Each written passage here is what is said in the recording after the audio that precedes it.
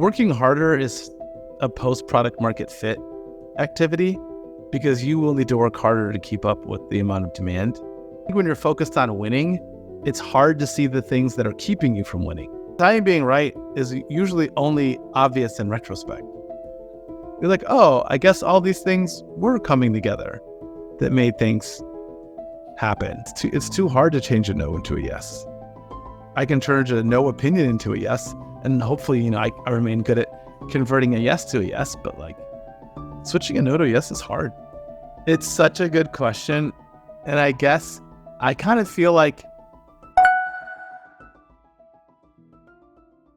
You're thinking of building a company or already run a company that is not registered, but you want to get registered. I've looked at a lot of solutions, and one of the best ones in the market right now is Doula.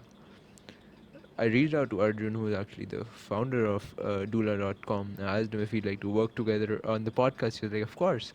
Doula is sort of a platform that helps founders and businesses form and manage US companies, regardless of where they live. If someone is living in India, for example, and wants to start a company and get it registered in the US, he or she can do it by using Doula.com. Doula helps in forming the company. It can be an LLC, C Corp, or you name it. Doula offers a US address and a bank account to users, which can allow you to conduct business transactions that you can receive and send payments no matter where you live in the world from the United States.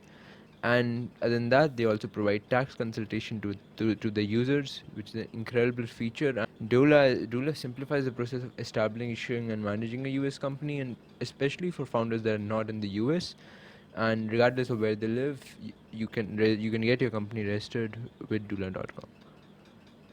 To check out Doula, go to doula.com/exerton. That is DOOLA.com/EXERTON. Hey Charles, how are you? Hope you're doing well. I'm great. Thanks for having me.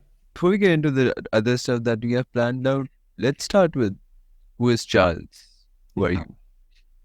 Wow. Well, I'm originally from Michigan, just outside of Detroit. I've been living in California for over 20 years.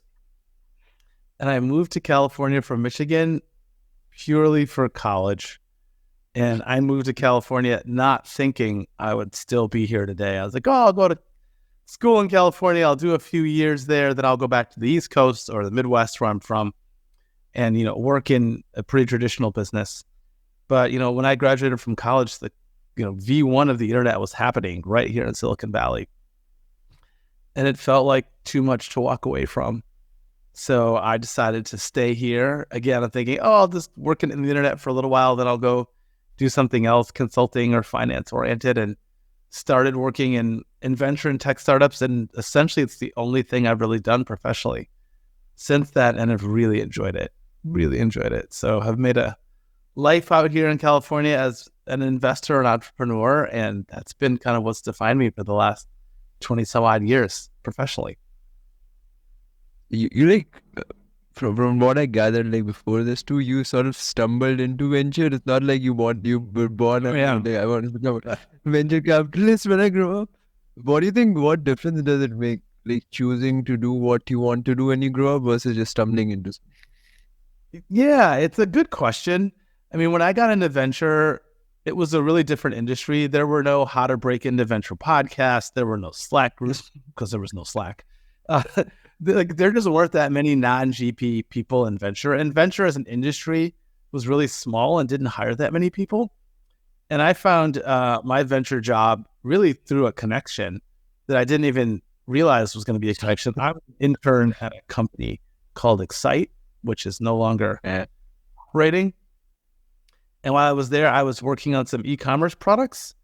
And I met someone there, and she said, you should meet my husband. He runs a venture capital firm. And that's how I ended up working at InQtel. So I wouldn't say it was like a particularly well thought out plan. I was working at that internet company because I thought the internet was interesting. And they had an internship, because I had an internship program, and I had a car, which meant I could drive from Stanford to Redwood City to work in that office. And I really liked it. And I thought the internet was cool. I was like, this is what I want to spend the next chunk of my career working on. Well, I didn't know what a venture capitalist, like I had to go back and look it up after Amy told me about this job. The one thing I will say is I enjoyed trading stocks when I was in high school and college. And I was like, oh, venture capital is kind of like trading stocks. The big difference is the stocks are in private company. I didn't realize at the time you don't actually sell them. You're mostly just a buyer, not selling. And I just thought most of the jobs I've taken have been this kind of stumble into like, this sounds interesting. Let's try it for a little while and see if I like it. If I don't like it, we can take it off the list of things that I'm not going to spend time on. And if I do like it, we'll do it until it ceases to be interesting or engaging. And that's like how I found most of my jobs, honestly. What really keeps it engaging enough? Like, you have been in venture for such a long time. We'll talk about pattern matching and stuff later on too, but when the stuff starts to repeat itself, how do you still keep it engaging?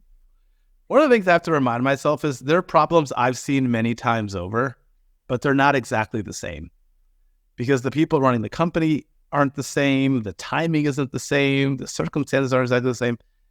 And the funny thing is, you can fall into a rut and be like, oh, all companies that experience X thing have Y outcome. And then you have one where that isn't the case. Like I had a company recently that really got down to its last little bit of capital. I'm like, oh, in most cases, when people get this low on runway, it ends. And we end up having the, gee, I wish I'd spent the money better conversation. In this case, the person got about as close to running out of money as you can without doing so. And like turned the whole business around. It went from a product that had no product market fit and generated very little revenue to a product that's generating millions of dollars in ARR and has clear product market fit. And they did that when 99% of the companies that I work with, once they get into that spiral all the way down to the bottom. So the thing that makes it fun for me is that even though you've seen sort of similar circumstances before, each one of these companies really is an N of one. And you kind of never know what's going to happen because so much of it depends on the people running the company and their ability to like figure things out. Why do you think do some people fall down that spiral while some others come up? I spent a lot of time thinking about this. This one founder who pulled it off, I asked her, I was like, well, why didn't you just quit? And she's like, well, the business that I'm building my startup in is the same business that my family's in. And a lot of the customers I have for this business are like people I know from my community. And if my company fails, I still have to go back and see those people back home. And she's like, I just wasn't ready to do that. I wasn't ready to like go to the barbecue and see somebody who trusted me with their business and where we failed and think that it would be okay. And I was like, all right. Other people sometimes have quit because they had other things they wanted to do more. Or they had just concluded that like this business was beyond salvation. And I don't judge people who quit. I take it like, hey, you made the conclusion that this is the right thing to do. It's not really for me to say when people should quit or why even. I had Michael Kim on a long time ago from Sindana. I had him one while ago. He told me that people have overrated the fact that quitting is a bad thing. Sometimes it's people should quit when nothing is working out and they should like pivot into something else. What do you think? How should people do that? I'm usually pretty upfront with people and I'll tell them like, hey, at some point in the past, we raised money for this business because we thought it was going to be something big. It doesn't appear that this is going to be something big. What you owed me as an investor was all of the effort you had to try to make it into something big. Now that we know that it isn't something big, you don't, in my mind, don't really owe me anything, if that makes sense. If you decide you want to keep going, it should not be because you feel like you owe me or another investor anything. We sort of know the answer. But if you want to keep going because this is a problem you're interested in, and a lot of times I've told people, I don't think this is the best use of your time and energy and talent. Like you're a smart person and like you're working on an idea that it's unlikely to yield a big company. Oftentimes I'm like, oh, we learned that like distribution's just too hard. Or it turns out that like customers think they want this product and then when you give it to them, they don't care about it as much as they said they did. In some cases, I'm like, these are not, I always tell people like, this is not an effort problem. at some point people are working so hard in their startups. I'm like, look, you're working 70, 75 hours a week on this company. If it was an effort problem, you would have solved it by now. It's very unlikely that the 76th hour is going to be the one that makes the breakthrough. You're already working really hard. There's something else about this problem that's not effort related that's getting in the way of you being successful. But I've also just found you can't tell people to quit, but you can certainly open the door and give them like the psychological space to quit if they're blocked on doing so. In that situation where it's like it's not an effort problem, but it's like there's something else other than effort that's lacking there. How should people figure out what that other thing is? I often ask people to do the hardest thing for them, which is put down your pencil and like step away from the screen. And when you have an effort problem, I think people are like, well, if I just work harder on this, I'll have a breakthrough. And I'm like, working harder is a post-product market fit activity because you will need to work harder to keep up with the amount of demand you've generated. I was like, I'm going to ask you to do something hard. I'm going to ask you to put your pencil down, step away from the screen, and take 10 steps back and look at your business through the lens of someone whose like face isn't pressed up against the glass. And so a lot of times I'll tell people, just take a weekend off. Oh, I can't take a weekend off. The business, I'm like, it's not working. Like, it's not working. It's okay. Just take a weekend off and step back or go on a vacation. And people come back and they're always like, wow, now that I just took a little bit of a step back, I can see things in the business that I couldn't see before. I've also had people, when the business doesn't work, come back to me 6 months later and just say, now that I'm a little bit more distant from the business, I understand why it was never going to work. As we had like put it together, this thing was too hard, or this thing was too hard, or I just couldn't see it. Because I think when you're focused on winning, it's hard to see the things that are keeping you from winning. Because you're just like, let's just keep going. Let's keep pushing. Let's keep going. I'm like, but there are real reasons we're not winning. We should like stop and examine those. And when you're focused on winning, it's easy to not pay attention to the things that are holding you back. I didn't even touch upon the working hard, the post-product market fit problem. Why is that? I think you need to work hard at a startup no matter what. I think in the beginning, though, if you don't have product market fit, I generally think at least in our experience, it's usually for one of a few reasons. One, your original concept of what the market problem is not the big idea. And so continuing to spend more hours in the wrong direction doesn't get you closer to product market fit. Sometimes you realize that the problem you set out to solve isn't actually a problem at all. And you need to like take a step back and find something else to do. Again, I think pushing with more hours doesn't help you get to an answer. I think the other thing that sometimes is like the hardest of all is sometimes when you're finding product market fit, you find a local maximum, but it's too small. And you're like, oh, this is working. People like the product, but it's so hard to sell. I have to like shove it down their throats. I'm like, yeah, people are buying it and using it, but the level of effort required for you to do that, it's too much. And most of the teams I meet that get burned out, it's not the teams that are successful and where they're working really late at night trying to keep up with demand. It's the teams that are working really hard and nothing's working.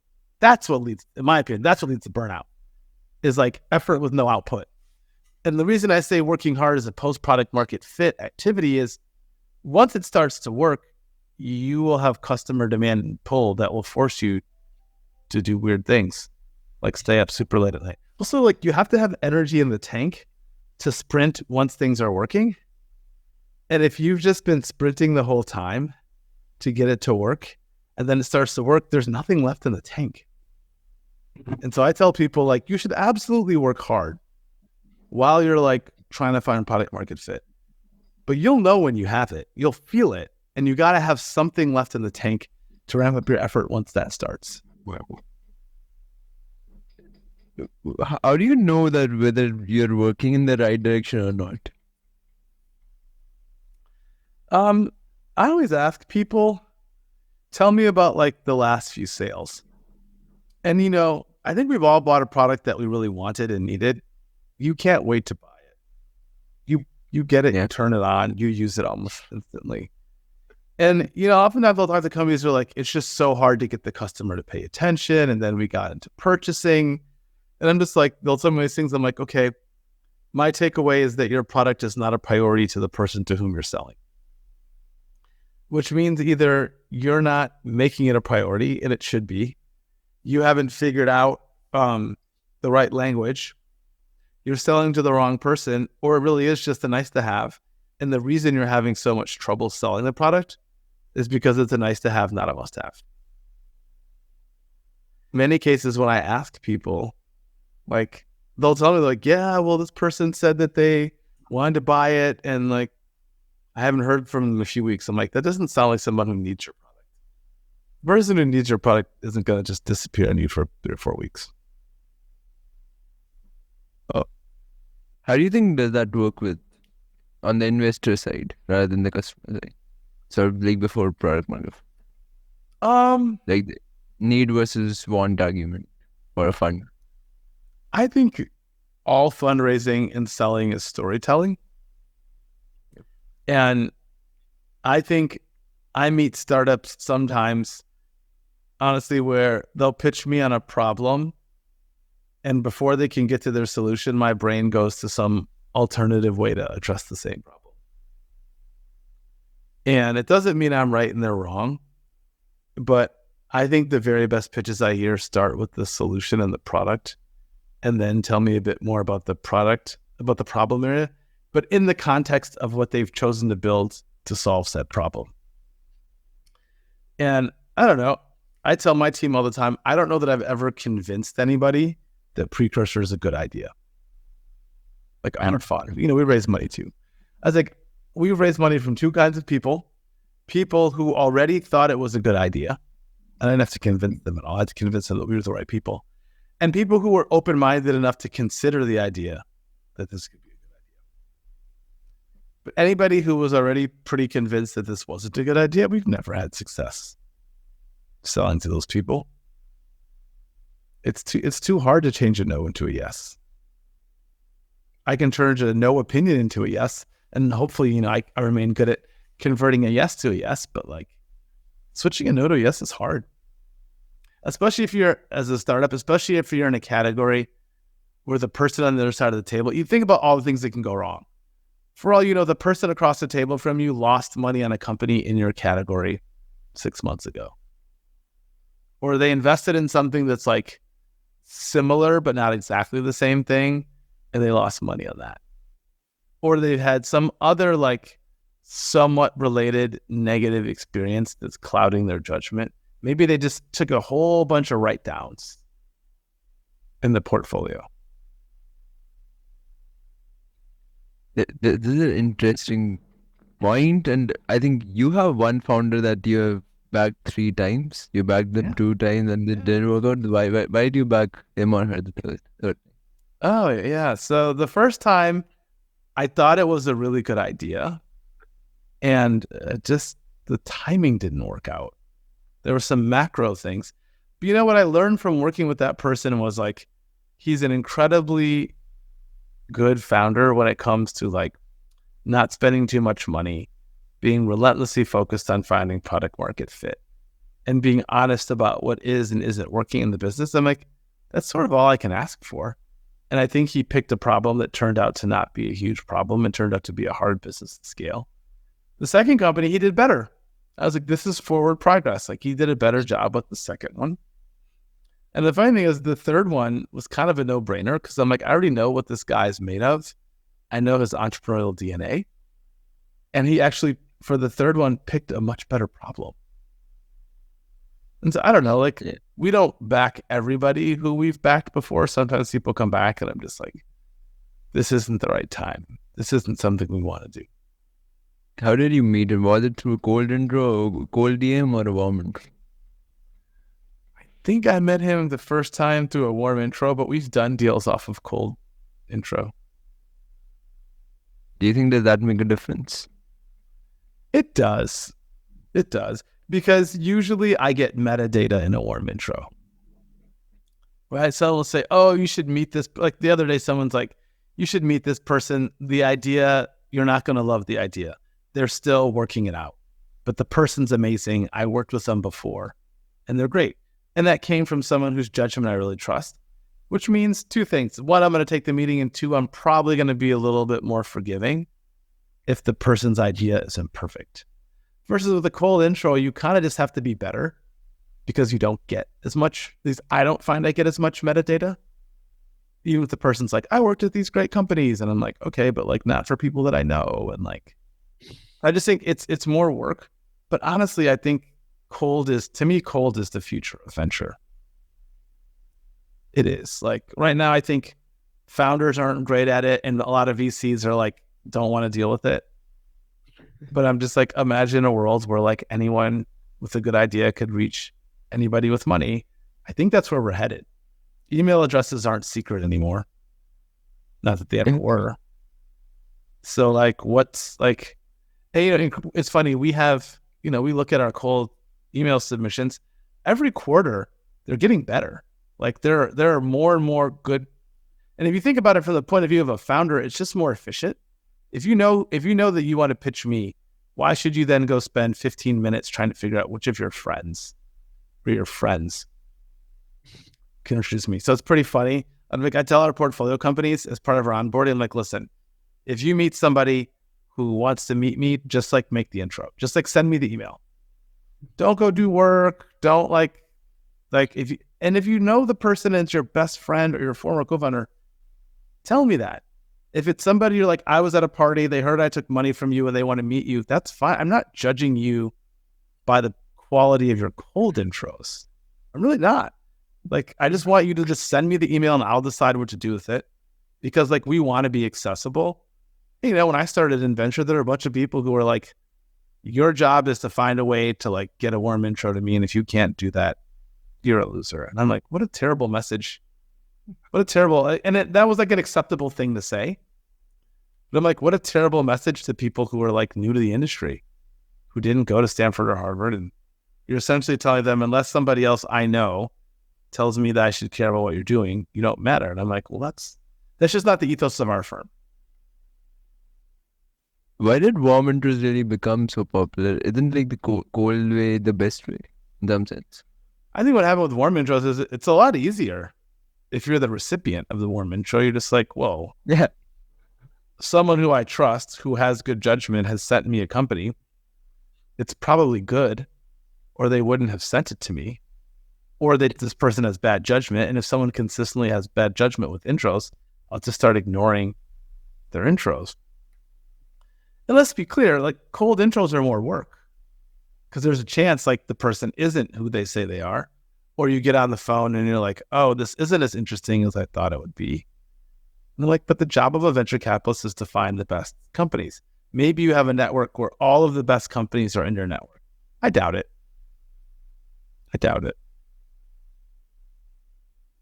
Do you think the most of the founders that you have bagged, did they have social capital before getting in the startup scene or not?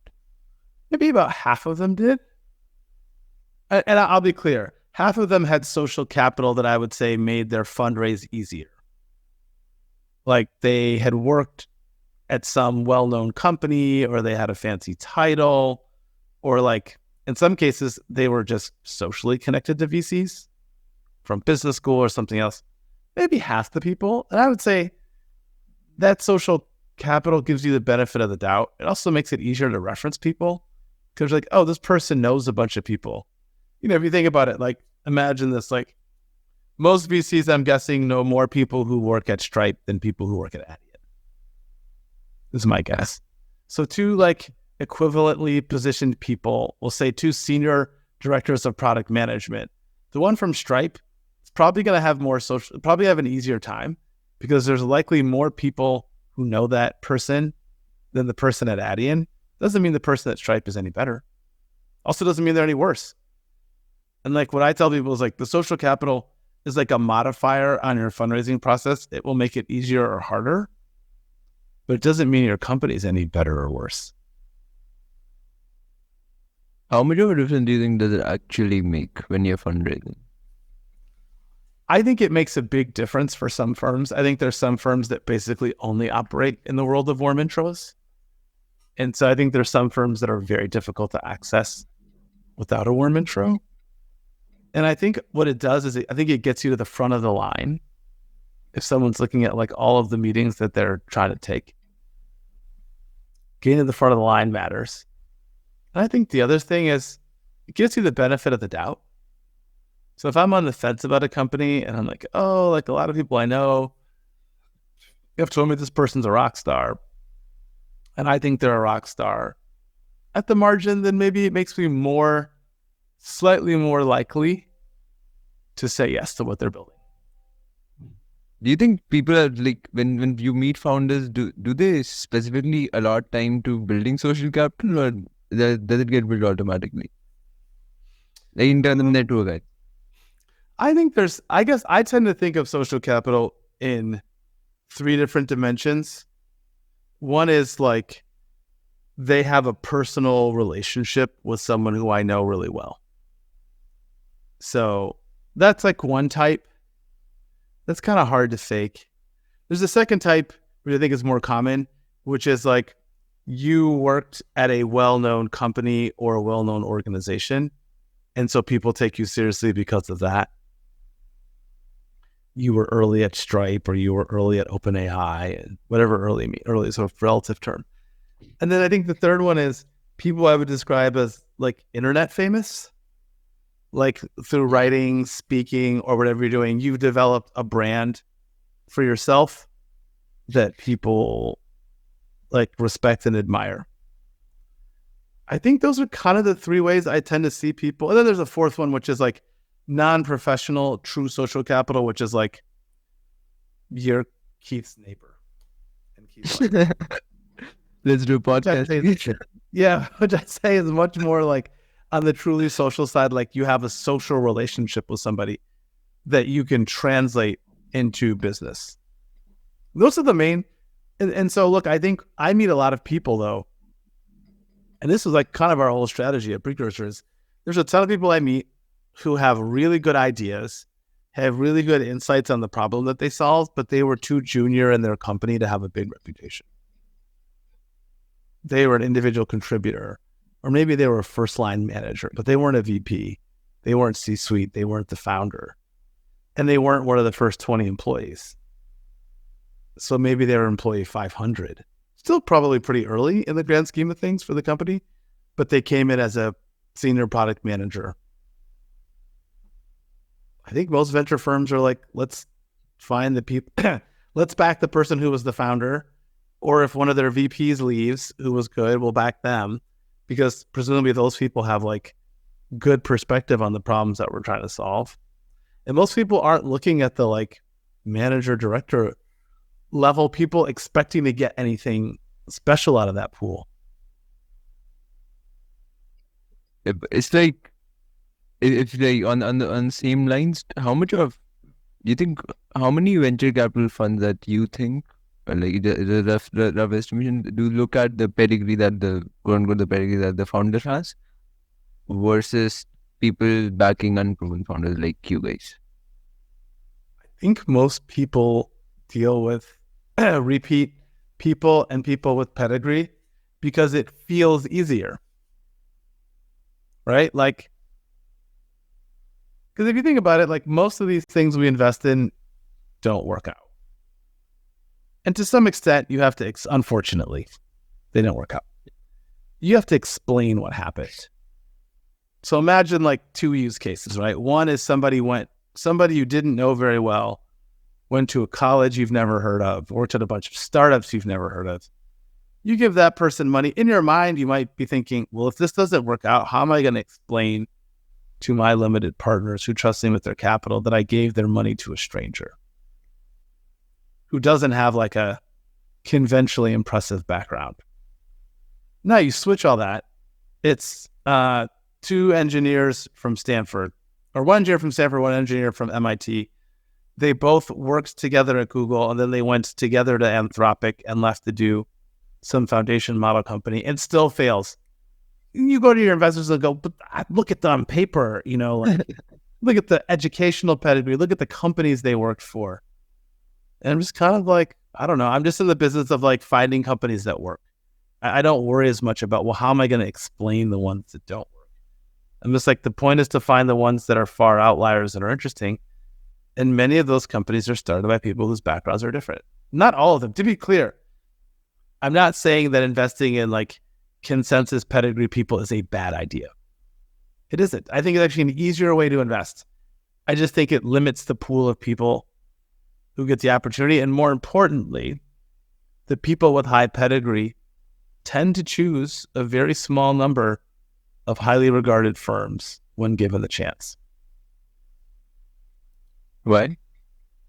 Because I think it's a matching exercise. I think a lot of those people, they want I find oftentimes people who went to fancy schools want fancy names on their resume.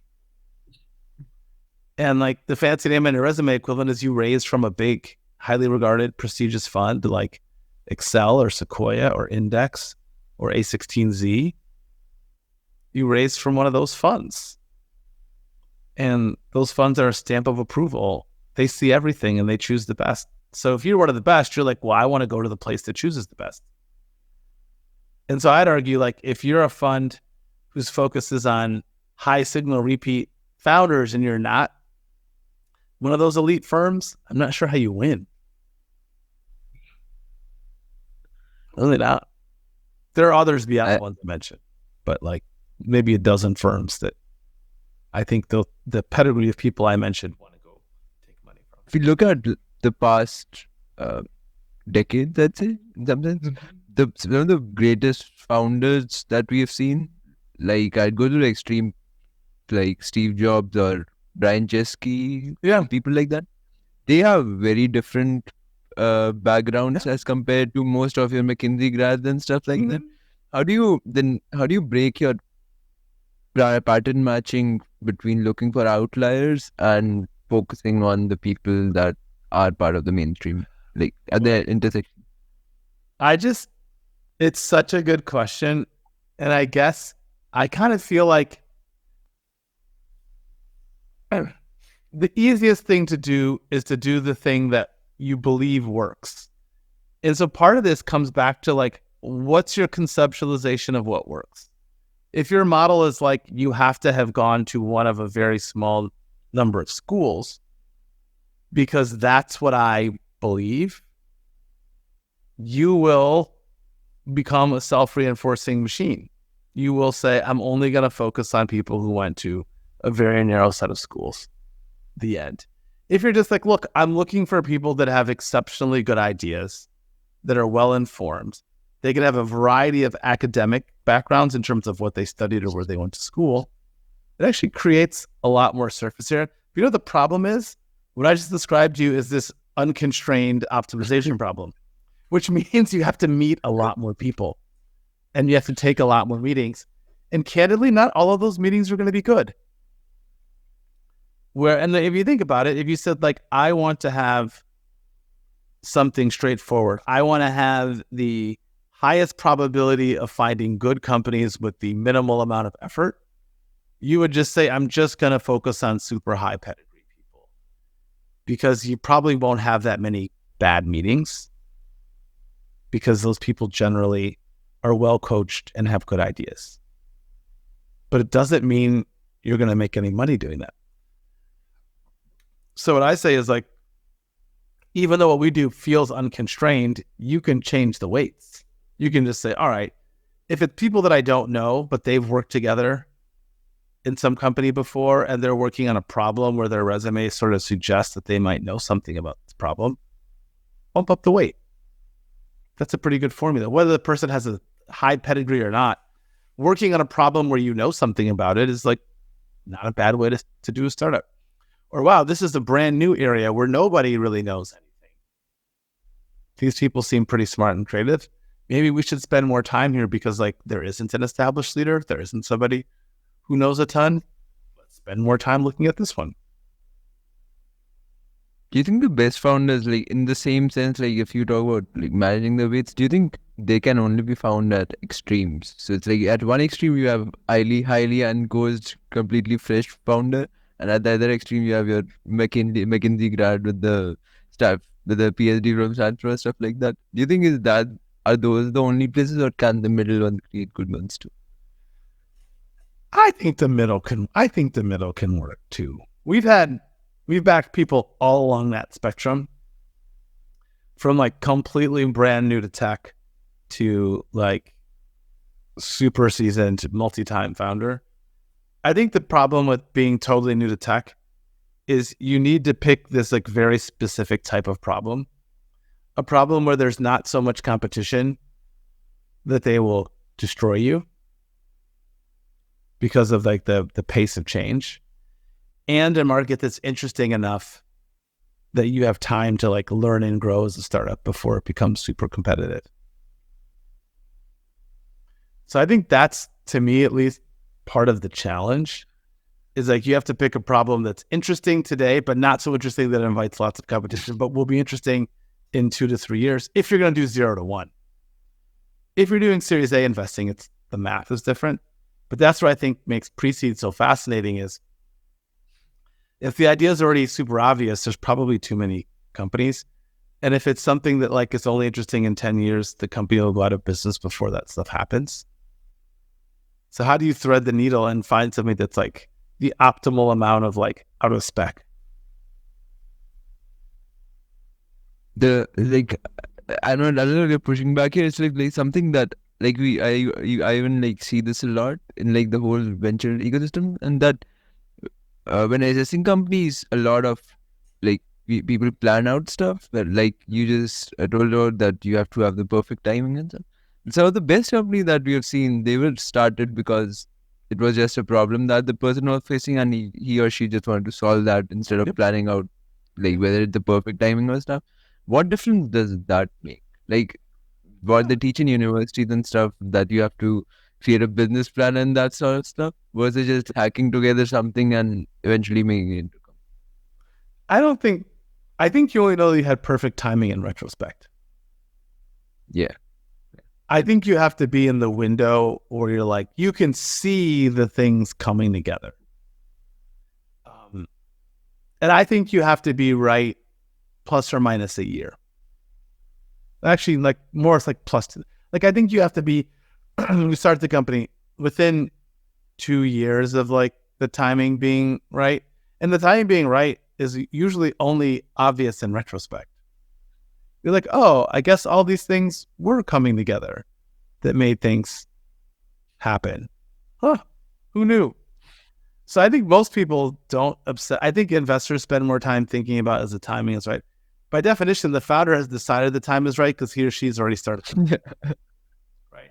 And so sometimes I will tell people though, hey, I just think the things that would need to be easy in this business are currently too hard. Like I think about how even like the current generation of AI tools have taken a bunch of things that were previously too hard to do and made them doable. I wouldn't say easy, but it's made them doable. Like, oh, now that they're doable, you could actually build a business around this. Until then, it was too hard. Doesn't this like go against the point of enduring for a long time until the solution works? I think that's a good way to like burn a lot of your best years as an entrepreneur. There are some, because if you think about it, let's say you're like 5 years too early. Imagine if you had an AI company that was built before the existence of like OpenAI.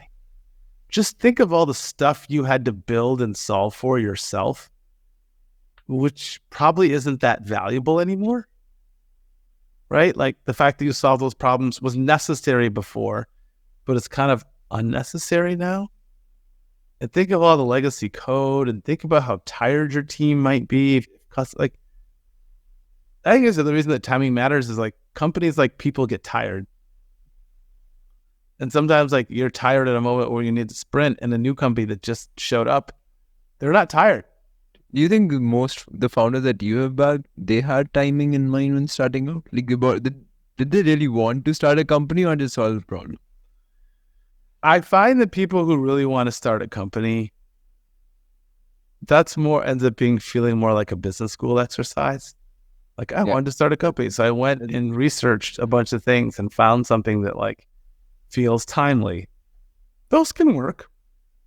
Versus like, hey, I had this problem at my last job and it drove me nuts, and we solved it.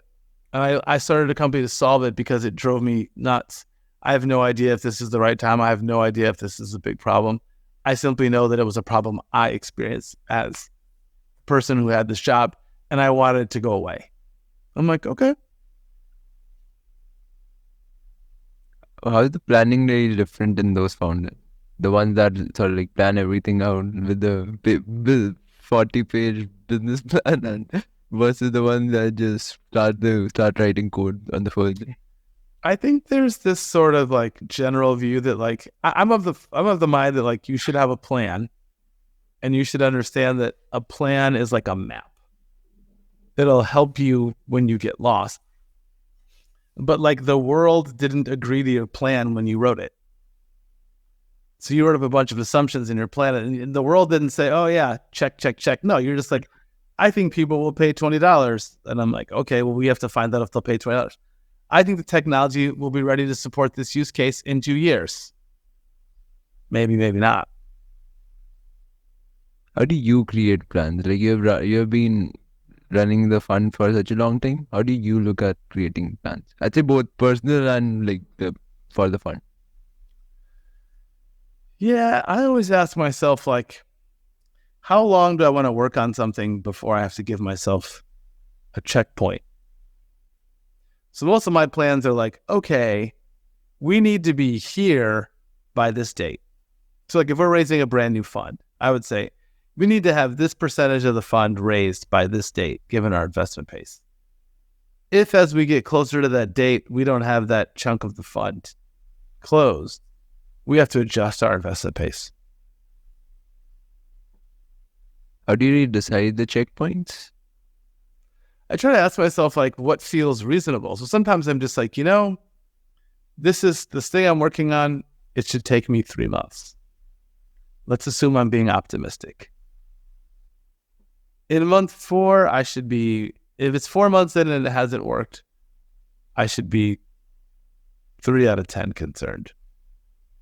If it's been 5 weeks, I should probably be a 6 out of 10 concerned. And if it's been, 6 weeks or 6 months, if it's been some arbitrarily long period of time, I should be quite concerned about why we're still in the same place.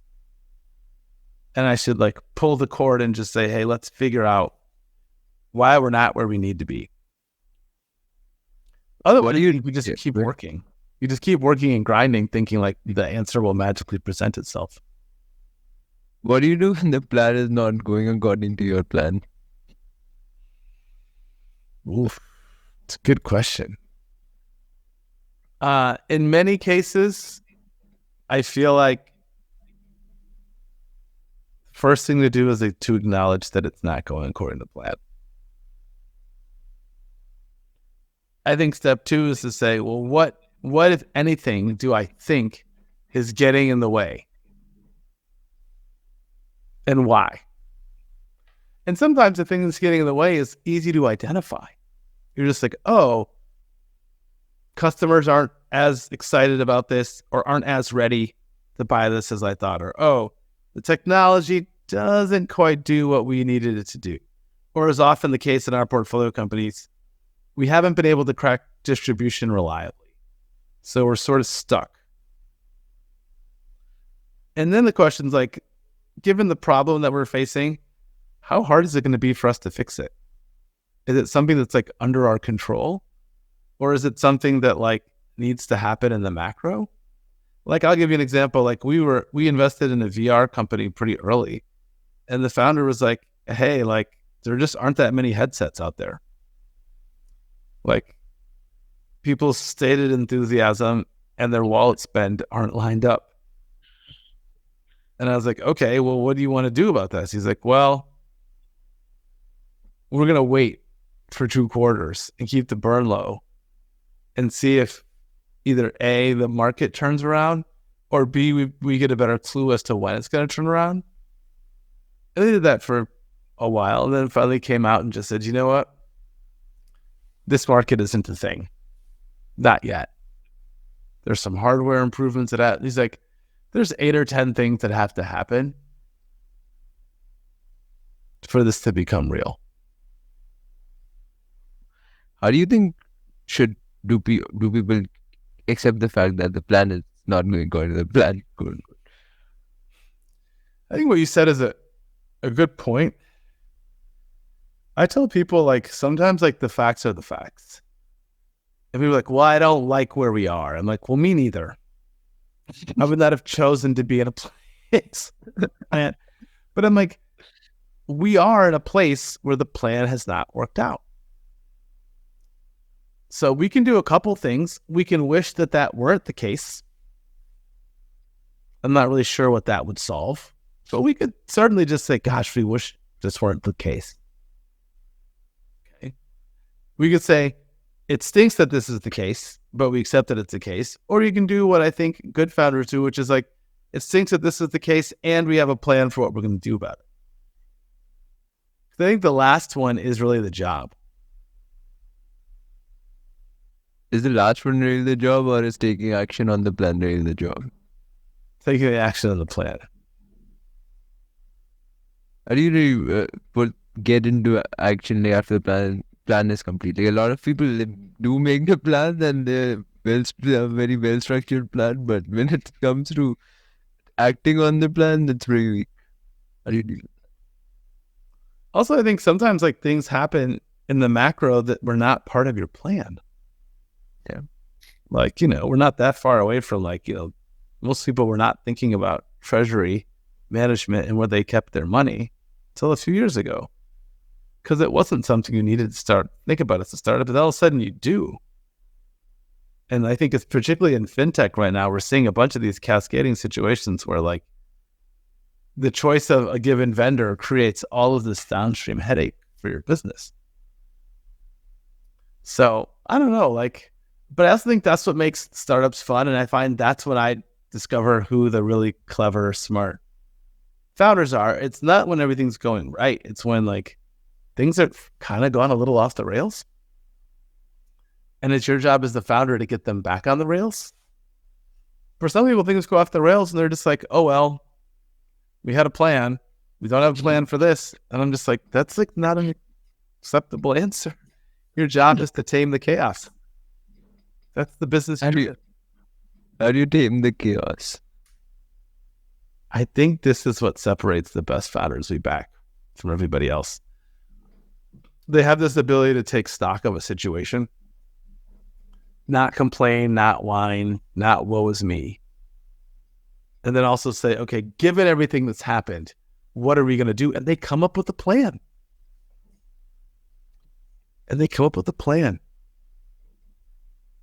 Oftentimes, it's not a plan I would have come up with or thought through. They come up with a plan. I think this is incredible. We started with what creates the best founders, and we entered with what creates the best founders. And, like, one question which I like to end with, I've been into startups, VCs, and all these things that, like, 11. What do you think is one fact that will blow 11-year-old me mind?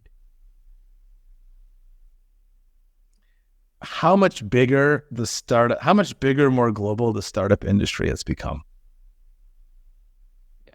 That's the thing I think about. When I started, it was like kind of a Sand Hill Road in Boston business. That was a very small business that mostly did boring things like boring but essential things like semiconductors and enterprise software. Now, like, tech and venture startups touch everything. And I wonder if 11-year-old you would have believed that was possible.